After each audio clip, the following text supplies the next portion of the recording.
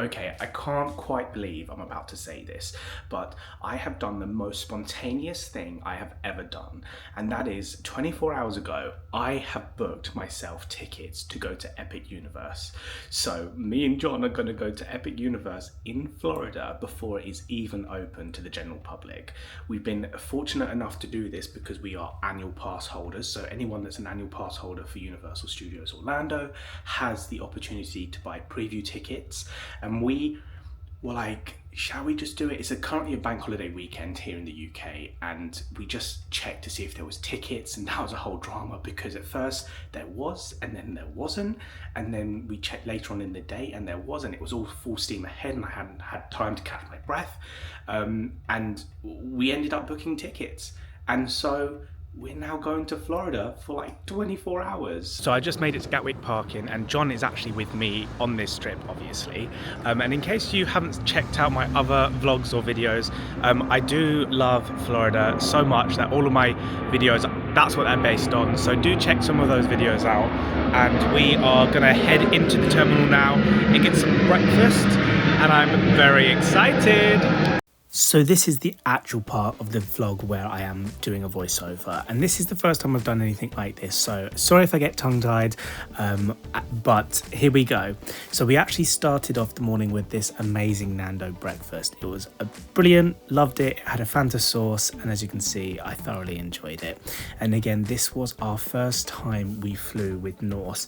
See how many times I say this is our first time, because obviously Epic Universe is brand new, and I just had a wonderful time. And this was actually one of the highlights of the flight, an old-fashioned in a bag.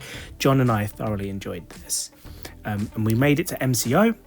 We flew direct, and we then headed to our hotel, which we stayed at the Rosen Inn. It was the quickest, cheapest and easiest place for us to kind of pitch up for a couple of nights whilst we were there. This was our first day, so we actually headed to Disney Springs. We checked this out. We went to our favorite chicken shop, which is Chicken Guy, and we had this amazing burger. I didn't catch this on camera because it was messy. And again, I'm going to say things on here that just make no sense, so apologies, just bear with me. But this was a great dinner. We also headed to this soap shop, brilliant again, and we then headed to Walmart. So again, this was a really rushed first day, and we just wanted to cram as much as we could in. And this was the day of Epic Universe. Of course, we had to have the breakfast of champions, which was IHOP, and then this was our first time setting our feet on Epic Universe ground. And this is like a really monumental moment, because this is the first time seeing like a world-class theme park. Like, look at the everything about it was amazing. And then this was our first time seeing the entry, and doesn't she just look a beauty? Like, everything about this park I just loved. And again, because we only had 24 hours, I missed a few things, and I can't wait to go back very soon to check everything out more in detail.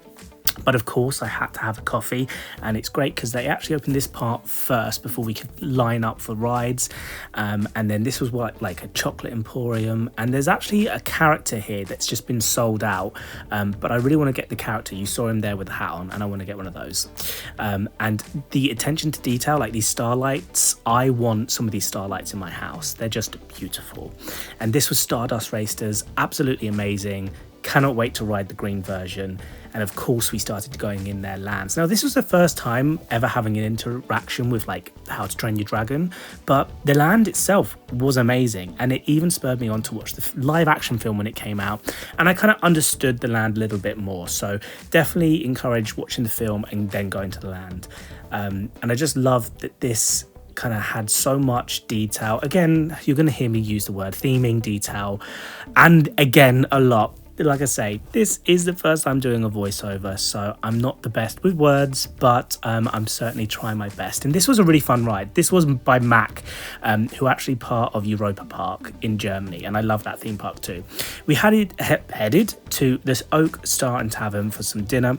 And what I loved about this place is you can actually choose all the sauces that you want. Here are the sauce options, and I love that you can just have as much sauce as possible.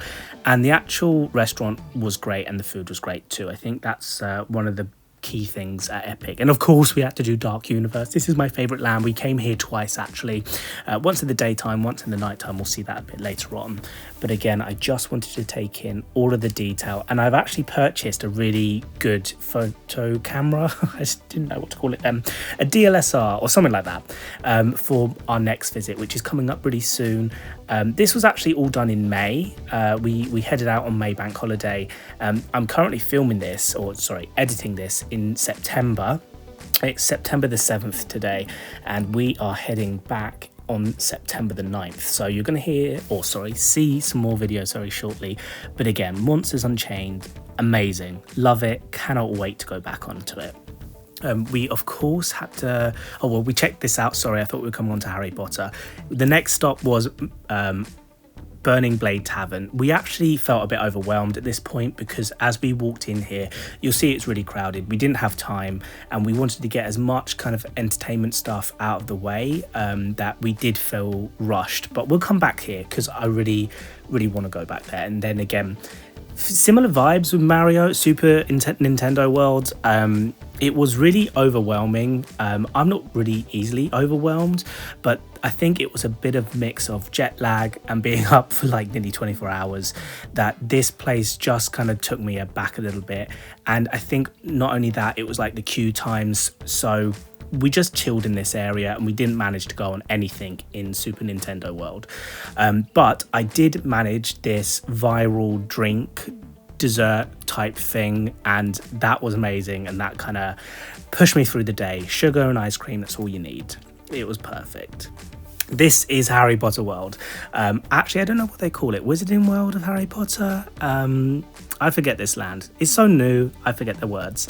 But this again, the attention to detail, the theming was incredible. And I am so pleased to say that we managed to not only see the show, we saw these guys were amazing, but we also managed to ride Ministry of Magic. And this was at the point where they were still doing kind of like reservations, where you had to kind of all stand around at 3 p.m. and get your QR code things. And this fudge was amazing. Always loved the fudge in Harry Potter, and that's one thing I can't wait to get back. And then I'm I did the viral flute network thing, which was amazing. And then this place again, incredible. Like I'm lost for words, so I'll let you just take this moment to revel in the design.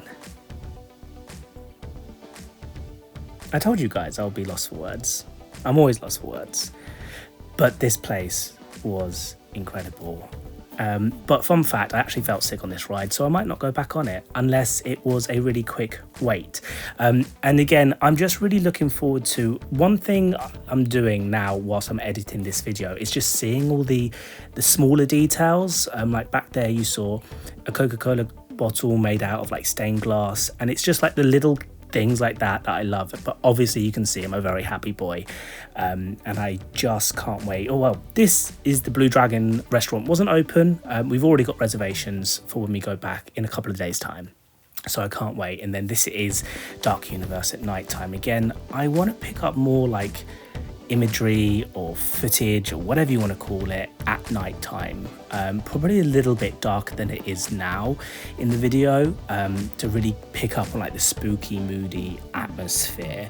And again, we never managed to catch the Burning Blade Tavern on fire. So one key fact about this land is there is like an iconic I was going to call it a wagon wheel. That's not the word I'm looking for. A windmill, that's the word. And then one of the blades on the windmill burns, hence Burning Blade Tavern, which is below it, which is like a retro themed Halloween-y spooky pub type thing. And that kind of concluded our time at Epic Universe. You can see they have beams of light that all represent the portals and that all kind of meet in the middle, and I loved it. And this was sadly the final kind of closure of Epic Universe, but we still managed to go to Universal Studios and Islands of Adventure the next morning. So again, this was the day that we flew home, starting off with a coffee, We headed over to Islands of Adventure. I had to check out my shop, which is All Hallows Eve Boutique. There was some fun stuff in here. We actually queued up for Hagrid's. We spent 2 hours nearly in the queue for Hagrid's, and it broke down. So we left the queue, we headed over to Studios. To cheer myself up, I got this big Rice Krispie square, and that was a pathetic bite, I know, but hey, it is what it is. And this fan keeps me sane throughout my trips to Florida. So I highly recommend one of those on Amazon. They're not cheap, but they're fun. And we had one of these Fat Tuesdays. It actually went straight to my head.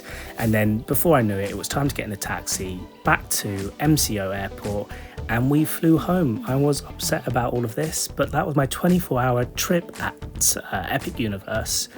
Thank you for watching. I'll see you in the next one.